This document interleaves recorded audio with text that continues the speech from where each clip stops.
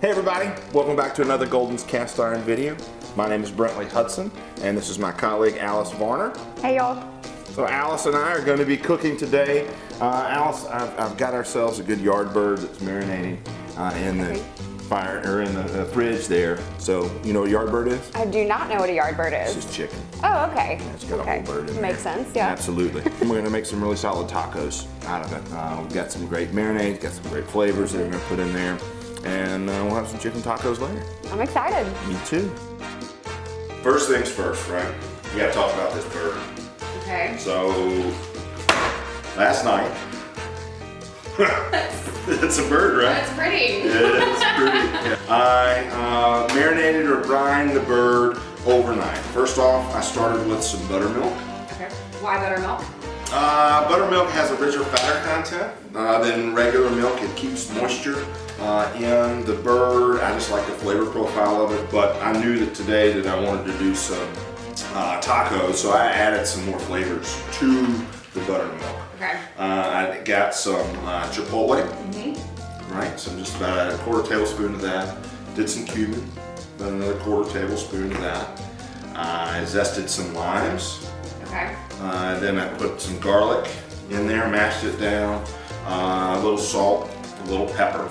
But we're going to be doing that same, we're going to make a rub out of that same thing here in a little bit. But first things first we're going to have to do is we're going to cut the backbone out of this thing. You ever spatchcock the chicken? I haven't. You're doing that, right? Not me? Oh, I have to do this? Yeah. Oh, great. Yeah. Time to get the bird out of the bag. Okay. I'm nervous. Nervous? Yeah. Don't be nervous, it's just a bird. So, oh, smell that right. Oh my gosh, it actually smells really good for a raw bird. And don't be scared of it. It's just a beautiful little bird. I think it's huge. It never fails! We'll clean that up in a second, but what we need to do is put it right here to drip dry. And we're gonna start to pat dry it. There you go. I'll just pat it. Yeah, just pat it dry. You wanna try to get all that out. When do I know it's done? When do you know it's done? Like patting. When it grows. I'm just kidding. So we're gonna just kind of get the initial off of here, and then we're gonna cut the backbone out. See where the neck was here, right? This is the neck, okay? That is the neck. Don't be scared. And so the backbone runs from stem to stern here. Okay. All right, and I'll start just a little bit to show you kind of how it goes. So you're gonna get your fingers here, and just kind of. You just kind of come down. Okay. I'll do one side and you can do the other. Okay, perfect. You want to just... Ooh, you can hear it crunch. Okay.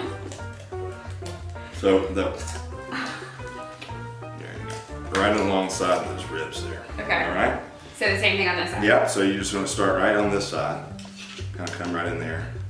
I don't want to get your finger. Ah! Just kidding. So, keep going the same angle. Okay. There you go. Doing a great job. Woo! Yep, keep going. It's like really hard. Oh, that's Okay. it. That's it. Keep going. So we're not finished yet, right? So the idea of why we spatchcock this bird is we want it to all lay flat in the cooker. Okay. Right? So in order to really lay flat, you got the wishbone right here. So you can just kind of come in and crack it that way. Or what I like to do is just kind of come down and push like right there. So get it like a little CPR. Just like. I can't do it. Good job. Okay, so I got it? You got it perfectly. So you can, if you want to, right? Some folks will go in and they'll cut the ribs out of this all the way. But I kind of like to keep that in. It's just a little bit of a thermal layer for the rest of the chicken as it smokes. All right, Alice, you ready to get this thing fired up? I'm ready. All right, good deal. So as you see, I've already put our divider plate in. Okay. This is going to separate the hot and cold side of the cooker. So we'll cook the chicken over here on the cold side, and we're gonna roast those vegetables over here on this side for the salsa that we're making. And in order to start it, what you're gonna need to do is, you see I've kind of filled it up, and we're about 3/4 of the way full here, and that's gonna give us plenty of burn. We'll still have some left over, but I just don't really wanna run out. Not that you would, but at the same time, so I filled it up 3/4. Dug myself a little bit of a trench here, and I've got these little starter cubes. These are compressed sawdust, and they light really easy, and so it's just put. How many do you use? You know, it all depends, right? If I'm trying to do like a low and slow cook, something along those lines, I'll just do one and put it in, get the cooker set up and let it kind of come up to temperature slowly. We're doing about 375 today, so I'm gonna put a couple extra chunks in there just to kind of get the thing going. And then always try, if you can, to put another large chunk of charcoal over top. All right, so once you got it lit like this, you're just gonna come down, open up your top vent all the way, and your bottom vent all the way. These cookers function off of airflow, right? So the more air that flows in, the hotter it gets. So we're gonna let this fire get a lot of air to get going. And in about 10 minutes, I'm gonna come down and turn it down a little bit, because I want it to be at 350. So then I'll come back, just kind of shut it down a little bit, and then it'll stay right at 350 for the whole cook. Okay, that's great. Now it's time to make the rub. So I'm going to use the same spices and process that I used to make the brine. The only thing I'm changing out, instead of using fresh garlic, I'm gonna add garlic powder to this, just because it's easier to get everything covered right there. We're gonna cover the skin, and we're gonna get in on the meat under the skin. So I'm gonna make a fair amount of rub, and then if I have some left over, I just have some left over. So I'm gonna take a tablespoon of cumin, and you know, if it's a little over, it's a little over, not a big deal. Garlic, all right. Do half a teaspoon of that. You can go a little bit more in there, and it can be a little spicy, right? Oh Lord. Just tell me when. Okay. That'll be good right there. And pepper. And lime zest. Keep going? Yeah, oh yeah, you're gonna do the whole lime. Oh, okay. So I know how much you enjoyed cutting the neck out of the chicken, or spatchcocking the chicken before. Now what we need to do is, you know, we could just take this rub and go all over the skin with it, right? It'd be beautiful. But we're gonna be making tacos. So, and we're gonna be pulling this chicken apart. So I wanna be able to add some of this great flavor on to the meat itself. And then we're gonna need to pull the chicken out, or the skin up off the meat, so we can get the... So are we taking the skin off, or you're... No, that's a great question. Not pulling the skin off altogether. We want to leave the skin on, because this fat will kind of render down and drip and keep the chicken moist. I mean, it's already going to have a ton of moisture from that buttermilk and the brine that we did. What you're going to do is you're going to want to stick your finger underneath here and pull it around so you can get the meat out. Not really gross at all. No, it's, it's not gross at all. So why don't you give it a shot over here? Okay, so yep, just kind of stick your fingers in there and pull it back a little bit. Okay. And then just expose as much meat as you can. This is okay. Perfect. Now we'll do the breast. So this one is, you want me to do the breast? Yeah, do first. I want to watch. Okay. So again, you just pull the skin up, the flap here, and you're gonna stick your finger underneath and kind of run it all the way back down. And so you try this side. So you're just loosening it up. Just pulling it up off the meat. Now sometimes it's a little easier. Sometimes you gotta. Like right now? Yeah. Kind of to, Yeah, perfect. The other thing to do is we're gonna kind of pat the meat dry a little bit there as well. If you'll pat it dry, I'm gonna kind of wash my hands off a little bit. We'll take this rub. It's clumpy simply because when we did that lime zest in there, the natural skin has oils inside of it. So what will happen is that it'll just kind of clump up a little bit. But that's just putting flavor on flavor. Just a little bit of coverage over it, right? All right, so that's my dry hand here, right? And this will be my wet hand. You see the process? Yes, I see the process. Okay, perfect. So get a little bit there. So you're really coating it. I'm really putting some coat on there. Okay. Yeah, of course, why not? I mean, it's just flavor. And then I'll put the skin back around. So you try it there. Okay. I'm not left-handed, but this is my dry hand, so here we Okay. go. All right. There's really no right way or wrong way to do it, right? And you just want to kind of give it a pat down there. That's plenty, yeah, I think it's good. And Okay. pat it down on the meat. Mm-hmm. Then we'll take our dry hand. If you want to do the skin on that, right? So I'm just going to kind of do my side, and you can do your Okay. side. All right? So we'll just kind of pull all of this back here. Okay. And we get a little bit of this excess fat that we can just kind of trim off, which is fine. And then get a little bit of this and we'll kind of Sprinkle it in. tuck it down in the pocket there. Okay. And then we'll kind of turn the bird over and Okay. use the rest of it on this side. Man, this is going to be a good chicken. This down here. That and the wings, right? So if you had them flapping out like this, waving hello to you, probably not. So this will kind of burst. So what you want to do is take the wings and turn them inside, kind of tuck them in on themselves, and they'll cook better that way. But we'll show you more of that once we get out on to the grill. So we're going to pat it dry again on this side, and wherever you see kind of any exposed meat, you can take some of the Extra and just kind of go put it on there. yeah.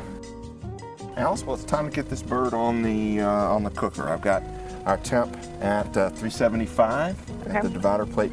And but before we get going, I've got a few things that I'd like to do first. One is going to add some smoking wood Okay. to the cooker. This is cherry wood, right? What does the cherry wood do? So cherry wood is a fruit wood. It's going to impart a really nice flavor onto the skin and the bird itself. It's my preferred wood to smoke with when using when smoking chicken. You can hear that golden cast iron charcoal giving it a good pop. So get that in. That's going to start to smoke. And next thing you'll need to do is take this temperature probe. Okay. And you're going to want to stick it right in here on the breast. Kind of, there you go. Stick it away from the bone. If you'll hold this, Okay. I will get the bird. So we're going to be on the cool side here, right? So we want to take the bird and just So you're putting it on the side, the not direct heat side. correct the Okay. indirect heat side. Why are we doing that? Well, just because I don't want to, it'll burn the bottom here. So we want to turn the cooker into convection. It'll let all the smoke collect and do Okay. its thing, and it won't burn too bad. Okay, perfect.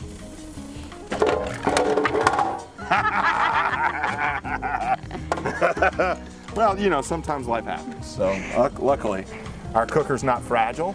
No one and got hit. No one got hit. And we don't have a ceramic cooker that would have cracked into 1,000 pieces. That's true. So good job. Chicken hand.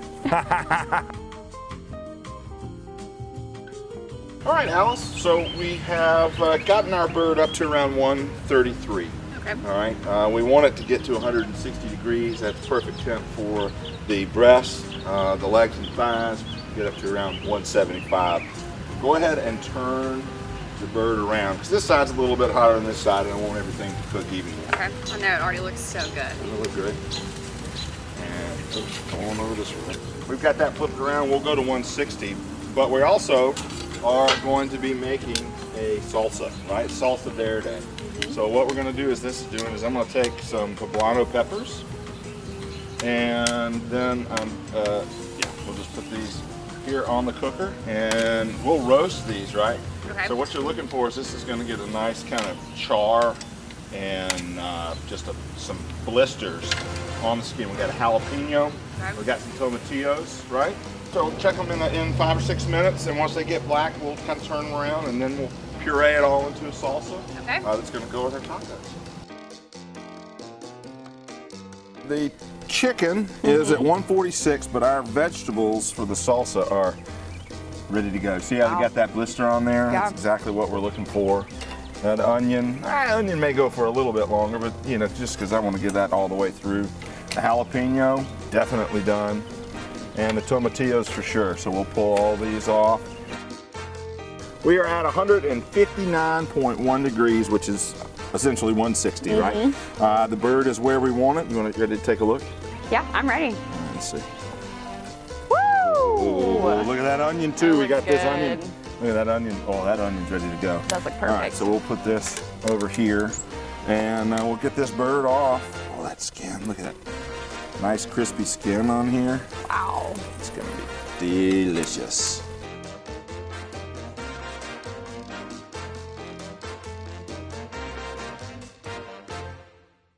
Well, here we are, and it is time to make the salsa verde, right? I got a little ahead of the game, and what I did is I went ahead and pulled all of the husks off of the tomatillos, pulled the stems out, and the poblano peppers, I pulled the stems out of that. Okay.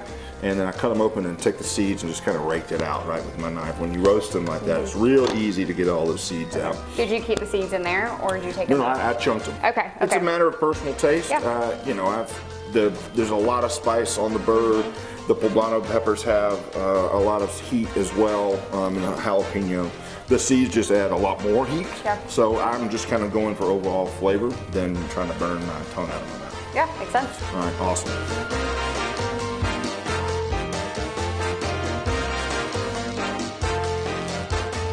The onions in, and do that, and the lime juice. Okay. All right, so How much lime are you doing? I'm gonna do, this is that lime we zested earlier, Yep.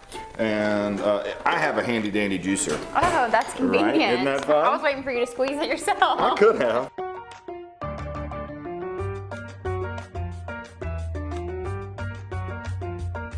Any trick to this? Just Yes. Ah! We're just gonna have to kind of dive in Okay. and pull it apart. I mean, I like to use my hands on things.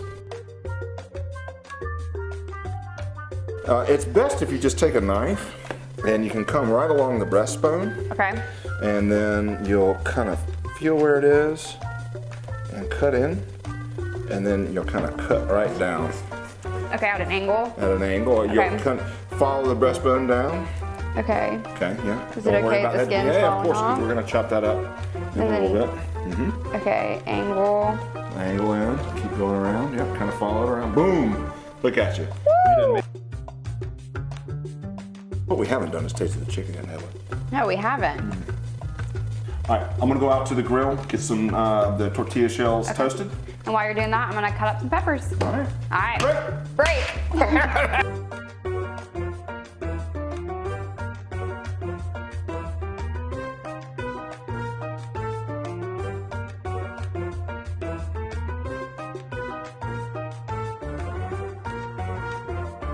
Well, Alice, I think all that's left to do is to eat. We did bring a few little extras out here for it. You so kindly chopped up some of those sweet little, nice little tiny peppers. We have made not made ourselves. We crumbled up some cojita cheese, traditional Spanish cheese that is really crumbly, kind of like Parmesan cheese. It's got kind of a really nice texture and flavor to it. We've got our salsa verde, and we have the chicken and some cilantro and some avocados.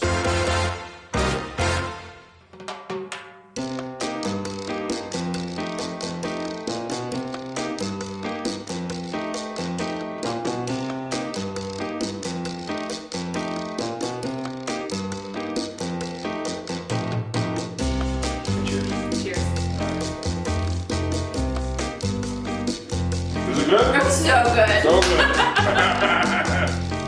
Hey y'all, thanks for watching. And remember to like and subscribe. Thanks for doing a great job. Have fun. Thanks for teaching me. You're welcome. Bye y'all.